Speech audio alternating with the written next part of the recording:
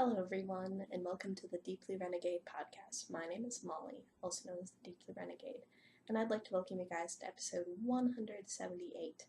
Today is Saturday, April 15th, 2017, and I'm glad you could join me today. So, what would it be? I was planning on recording when there was actually natural light, but ended up going on a lovely bike ride instead, so, not the end of the world. So, I'm now showered and fed, and now I'm being lubricated, so it shouldn't be too bad.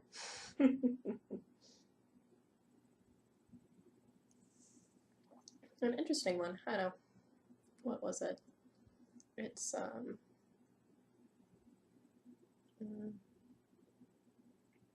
totally forgetting, but whatever. Different data point than usual, so I'm trying to remember the line, and it is totally escaping me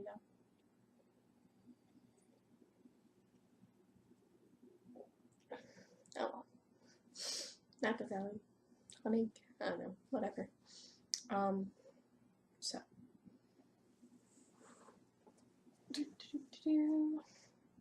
I got as much done as I have been getting done lately on this guy. So I am a few rows past the color change. So I'm done striping the magenta and the fawn, and I'm now into the, if I could move things in the right direction, into the purely fawn section. But what was it? The magenta ended up changing color because I did decide to start combo drafting a little bit later, and you could see it in the skein. So for whatever reason, once I started combo drafting, it became a little bit more brown, but whatever. Oh, and it looks like I have stopped off at a place near my marker, so we can find out how much I've knit. So this is the Viajante. It is a pattern by Martina Bim. It looks like we have 3.5 inches this week, so it is slowing down. So Martina Bim, I am knitting it out of my hand-spun nest in the Vorfruit colorway, broken into 6 separate skeins, and now I am combining it back together again in a Find Your Fate style. So it's a big monster right now. What would it be? I did recheck the directions, and I think I was supposed to be increasing faster than I have been increasing. But I think I've did the same thing on my last one, so I'm probably okay. But coming along, I pulled up the pattern because, like you do, to check and see when I was supposed to start the edging. And it appears, based on my calculations, that once I get to that little white thing there is when I will start putting in the mesh.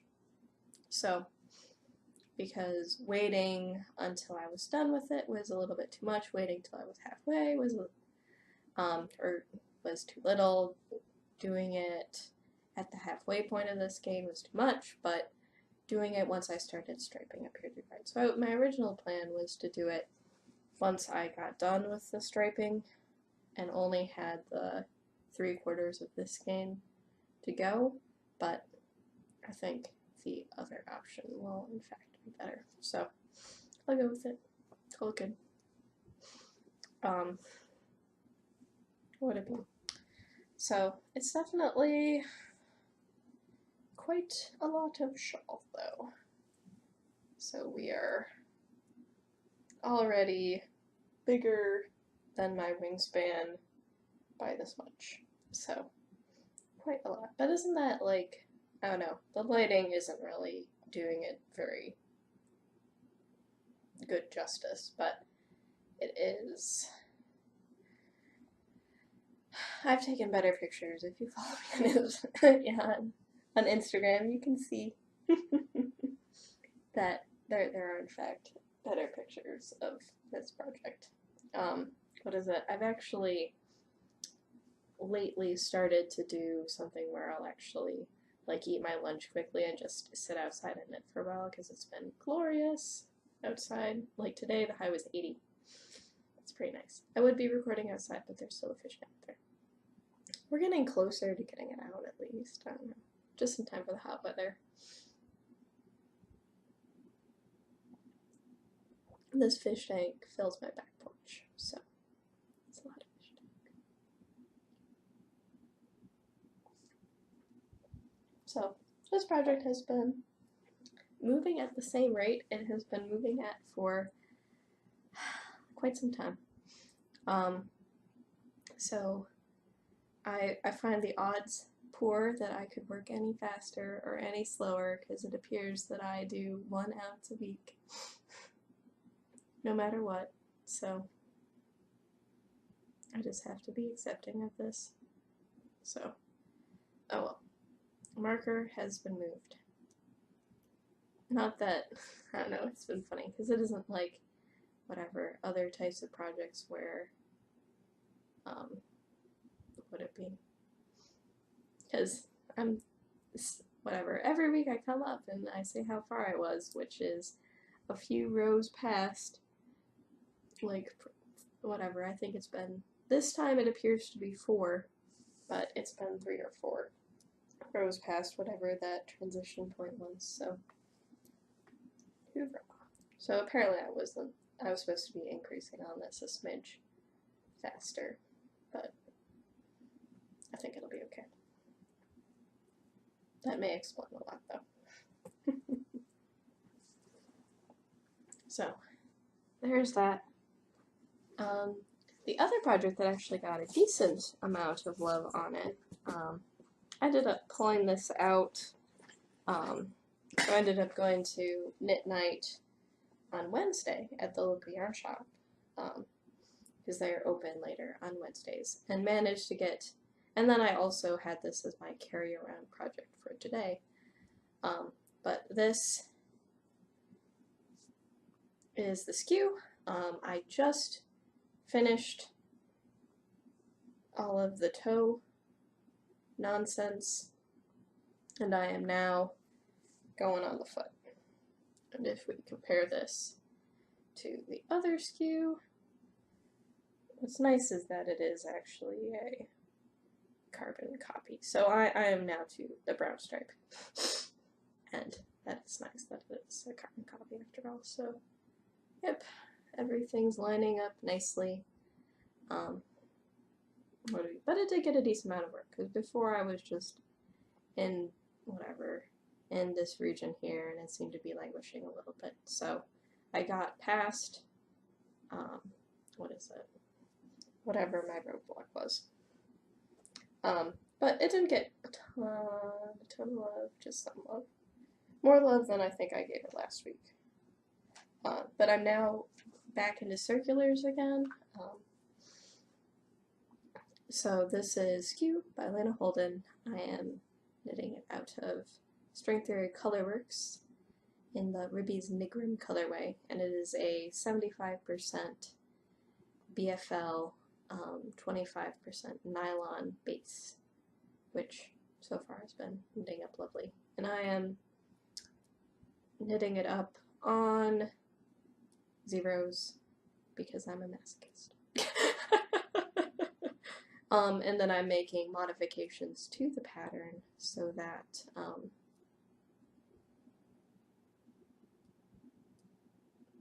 it can accommodate the demented gauge I have and still fit on my foot. So this would be the case where I had to add 8 stitches to it in order to make that make sense. And then hopefully I need to probably work a little bit harder on it because what would it be? Because I don't want to forget the modifications I did in order to make it fit. So I did like extra gusset increases. I made it, what was it?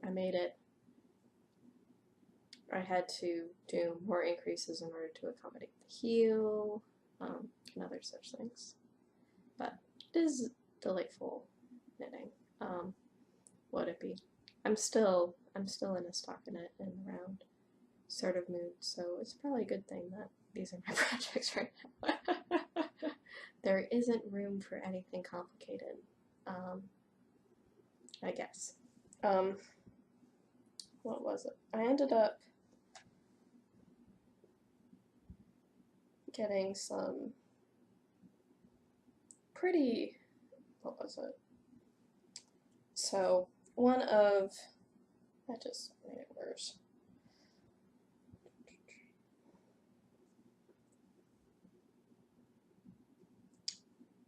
Sorry. This was tangling up and I did not appreciate all of the tangling. So, I did manage to take care of some housekeeping items today. What was it? I had gotten some yarn, which I showed you guys at Stitches, Texas in September, and I never took a photo of it. Normally, I'll catch it on Flash or Stash, but it was a total fail that time, at least. I don't know why, but I was a total fail and neglected to take a picture of it. And then I was going to show someone who was going to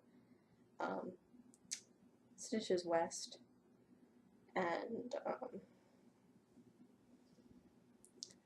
I didn't have any pictures of the tremendous beauty of my stunning string studio, so I had to fix that. I took individual FO shots of all of my stash positions. I neglected to show you guys the free skein that came in my bag. I'm not quite sure what to do with it, to be quite frank. It's 125 yards of cotton, and 50 grams. And I guess if I was, it might be fingering. I probably should, like, whatever. So it's Ultra Pina, it's Cascade Ultra Pima Fine. Though it does seem like it could be the beginnings of a nice, what would it be, summer top, but I would need to get more. And it's also sort of an olive green, and that doesn't tend to be my jam. It might be other people's jam, but not mine. So, whatever. But yeah, it's an itty bitty skein of very dense yarn. I'm gonna go with that because if I think about its yardage per weight, it seems like it's closer to fingering, but then its grist must be sort of ridiculous, which is why it's only 125 yards, I'm assuming. Seems reasonable. But what would it be? I crammed everything back in, but it's sort of crammed, so. Oh, yes, there have been stash positions. So I needed 2 skeins of the merino yak nylon for the Inara shawl, and it did arrive in the mail. So it's identical to the one I showed you last week. Not too bad. What has not yet arrived is I ended up getting some greenwood fiber, black alpaca, and silk. It's like a 50-50 blend, and then the black alpaca doesn't take the dye, but then the silk does, and it is the beautiful colors of Denali. So, which were like naturals, blues, and greens. So, really stinking gorgeous. Looking forward to that. But it hasn't arrived yet. I guess I didn't order it soon enough because there were some braids that were pre-dyed, and I'll probably get it next week and show you guys. But what also arrived, but not quite in time, it actually arrived on Monday, is my Nest Fiber Club. So, it is the more luxurious, so what would it be? So, the way the Nest Fiber Club works is there's a luxury option, which probably is just everything with the silk. And then there is the option that I'm in, so you get 2 wool braids and then 1 woolen silk braid. And then that just repeats on and on and on. But this is Persephone. It is superwash merino silk, so I've had plenty of that lately. Oh wait, I'm spinning it right now. But holy smokes. So what's really cool about this base, or this particular colorway, is that it actually reminds me a lot of home. So it has the like blues and browns and greens that remind me a lot of like being on the beach in Lake Michigan. So super duper in love with this. Holy smokes, that's just ridiculous. So so it has sort of a teal, green, a really solid blue, and then two different shades of brown in it, and it's nice. I'm excited. So the colorway is Persephone, but it's gonna be Lake Michigan to me, so whatever. What is it? Since the weather's been so nice, I've been like in a beach mood. I don't know. Like, it is probably nice enough for whatever beach I'm closest to, but oh, whatever. So, very nice stash position there. Oh, I guess it won't be too much of a pain, but to show you this guy. So, looks like I might have butchered this one. But see, I used to have one skein, and then I two, and then the beautiful gray one is on the other side. So.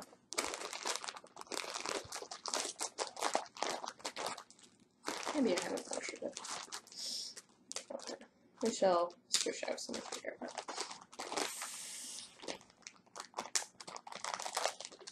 if it explicitly went out, that would have been more clear. So, the NR shawl is now complete. It's going to be one stinking fancy shawl, I'll say that. It will probably become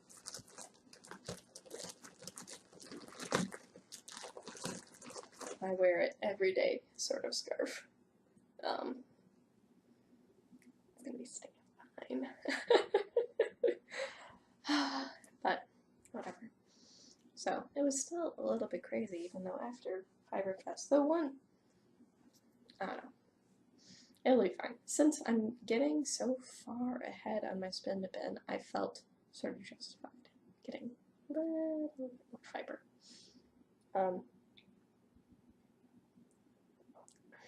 Though obviously I need to, what would it be?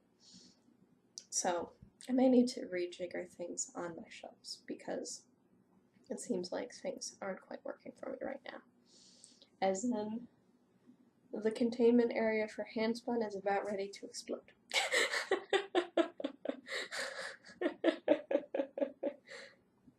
And that I actually moved some of my fingering weight around in order to make everything fit. So in this very full cubby here is all of my nest, because well, I'm in the club, so I really like it, so that's okay.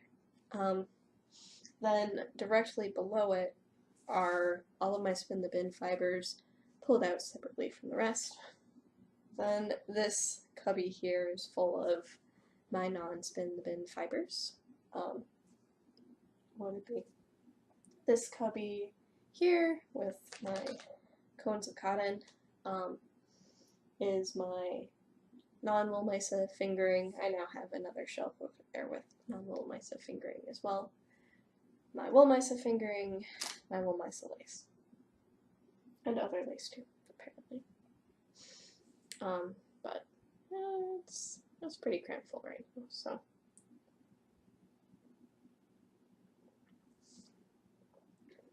What would it be? The 4 full skeins that I actually scratched that. The 6 full skeins that I pulled out for Find Your Fade definitely have been replaced. So, but my stash is full of lovely. So, what would it be? There are probably only a couple of things where you're like, eh. And then what was it? I was washing my socks this week because I finally wore them all. So like I wear them until I run out of hand knit socks and then I wash them all in a big group, which actually takes a couple of rounds. socks. And I was whatever, feeling them, squishing the water out, and then folding them again after they were all dry. And I must admit that those workhorse yarn socks, it is as if those socks have never aged. It's beautiful. Like, they don't, what would it be?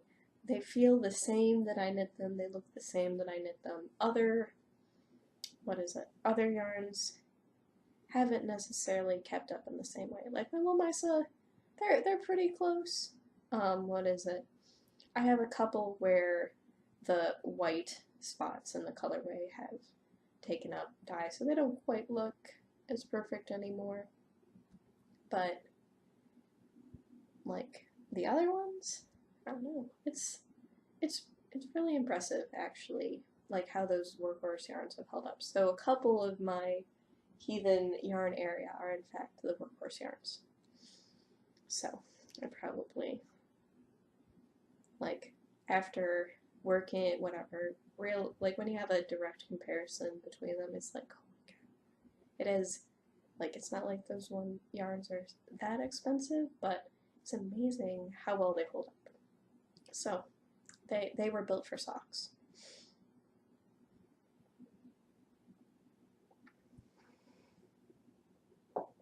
For whatever reason. So I will show you what I've been spinning this week, and then I will show you what I spun last week. And we'll call it pretty close. So, convenient bobbin to show you guys. So I did finish my first set of singles for my Jolly spin. So this is Nest Superwash Merino and Silk. I'm guessing 40-40-20, but I'd have to look up the post actually. Unfortunately, Janet Nest does not label percentages on her fiber, which is unfortunate.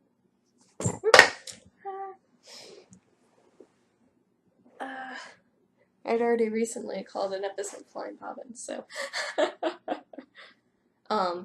So I was spinning this during 2 separate movies, so you can see the giant glomps of fiber where I was distracted. Not changing the hook when I was supposed to. But it is coming out pretty darn fine, which is good for me. So this is a part of my sweater spin. I'm planning on making a breathing space with this yarn. I know I had said last week that I was going to redo my fail yarn, but I concluded since I was on a run, I may as well sort of burn through this quickly, because it was something where I was waiting to spin this yarn until after I had taken the spinning for knitting class, and so now that I've taken it, I don't think it changed my plan very much, but whatever, it just made me feel justified in my 3-ply fingering sweater. So, first third is done of the 8 ounces, and I now have the second, not too much on. I finished the spinning of the first ply last night, and then this was what I managed to get done today, which wasn't a whole heck of a lot, but better than nothing. And then I just have this fiber, it's just glomped all over the place. It's a pretty long run. I'm deciding to not split it into bits, I'm just leaving it as is. What was it? I think that was another trick from Judith, so I'll go with it for now. If I want to do fun things with color, then I will change my plan, but since it is a semi-solid spin anyways, I don't think it's a big deal that I'm doing the one long run, and it's actually coming out pretty fine anyway, so that's cool. And actually one of her things was just been super duper fine, actually compacting the fiber in order to get things to clump together nicely. So, mysteries of the universe.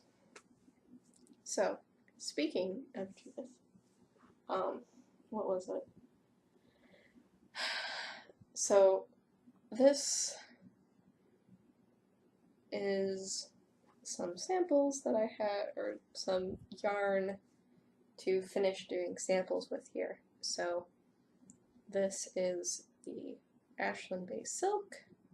This is some super fine merino. I don't remember the micron count anymore, but really fine stuff. And I was actually playing around with spinning from cards with this, so putting together really, really fine lace weight yarn. So I will resume this at some point. It's super duper nice, so whatever. We'll see how much I can make with this unit of things.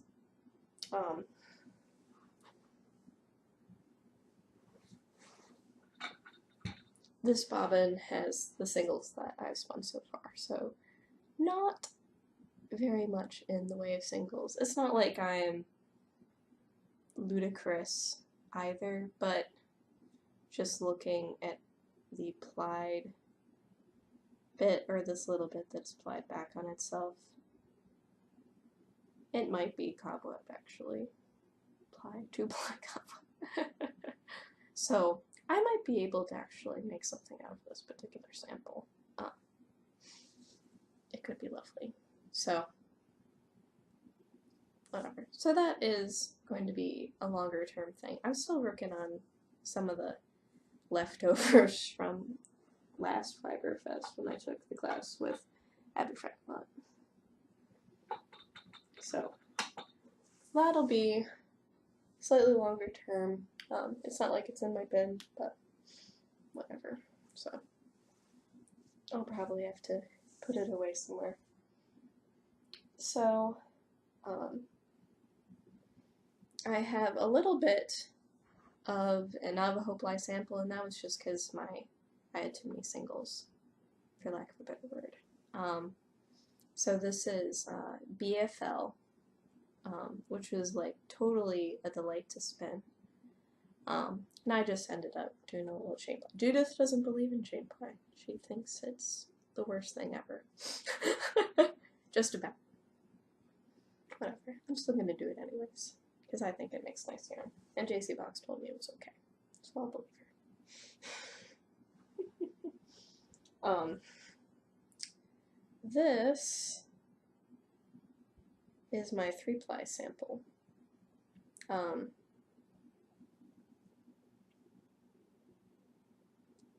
And so what I was working on was actually holding the yarns separate appropriately.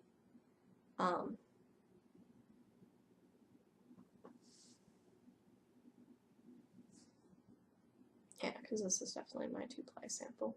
So, and then this guy was just totally super to spin as well, so very gorgeous. But like learning how to better incorporate, like say for example, if you have a break, how to put it into your yarn or join it again seamlessly. Trying to think of what else, but just practicing the yarn management of changing my plying technique a little bit. If I'm doing from a center pull ball, I don't think it works, but it does work very well when you have like a lazy Kate, which I do have a lazy Kate, I just don't tend to use it very often. But it was such a delight spinning the singles for these. It was very nice BFL. Now we're moving into the spinning for knitting class. So the lace that I was showing you guys was for spinning for knitting, and then I have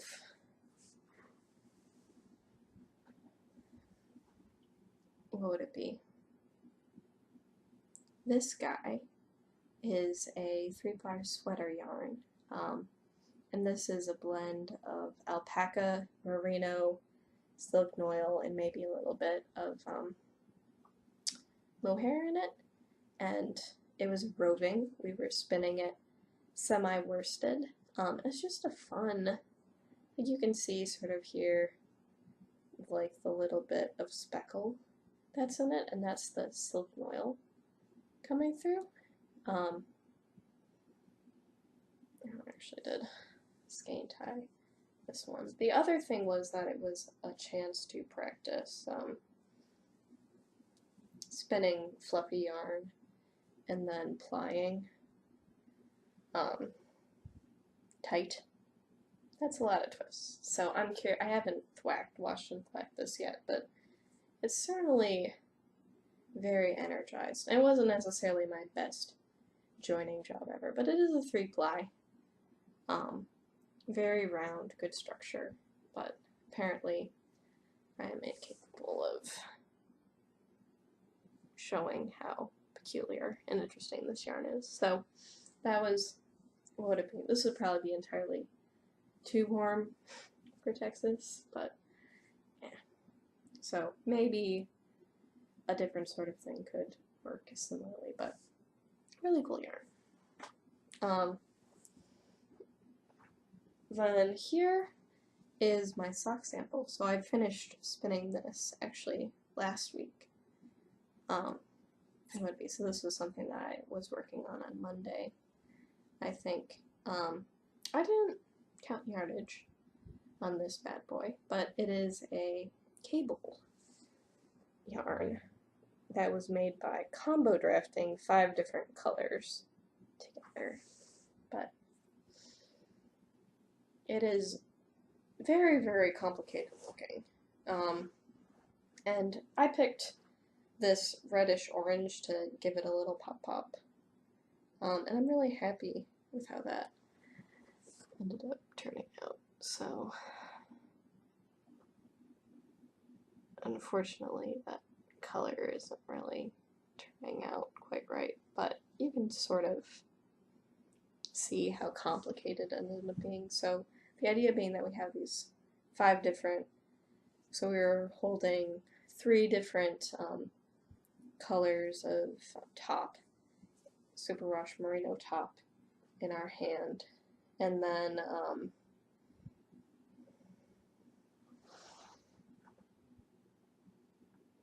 I did a 2-ply, over-plying it, and then 2-plied the 2-ply to itself in order to get this. So, really, really cool looking yarn. Very curious about actually making some more as my continued plan of making a most ultimate hand-spun sock yarn. So that's been my crazy goal for some time. So it'll probably involve going to the ludicrous ratio on my wheel, and if I can't spin it thin enough on my ludicrous ratio, then that would mean that I would need the very fast flyer in order to make something work. Or some tricks, I'm not sure. But it's really cool. I think this is too thick for socks. I think it turned out more of a sport weight. But there's definitely some potential here. So say, for example, that fiber up there would be a really good candidate for trying this technique again. But I'm probably going to use spin the bin fiber anyways. I don't know.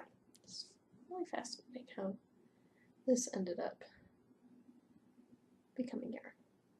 So I think it's appropriately plied for a cable. So it looks sort of like linked chains, which is cool.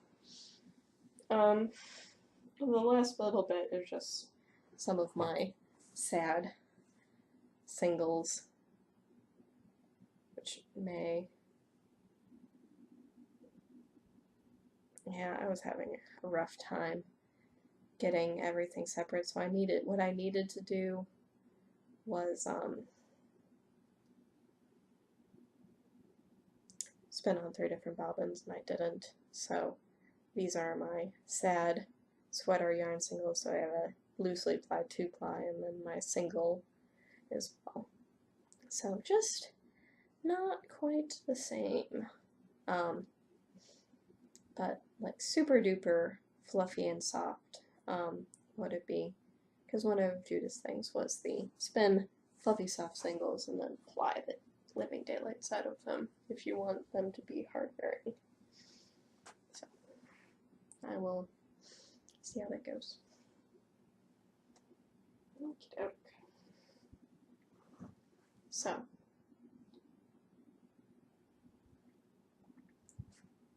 that was everything I had to share with you guys this week. I should be able to record next week, and I don't feel like doing math, so that will be either the 22nd or the 23rd.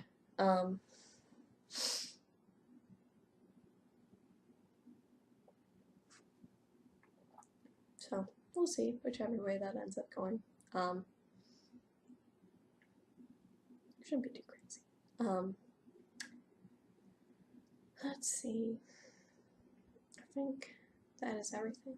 So with that, I hope you guys have a lovely week, and I look forward to talking to you guys next week. So take care, guys.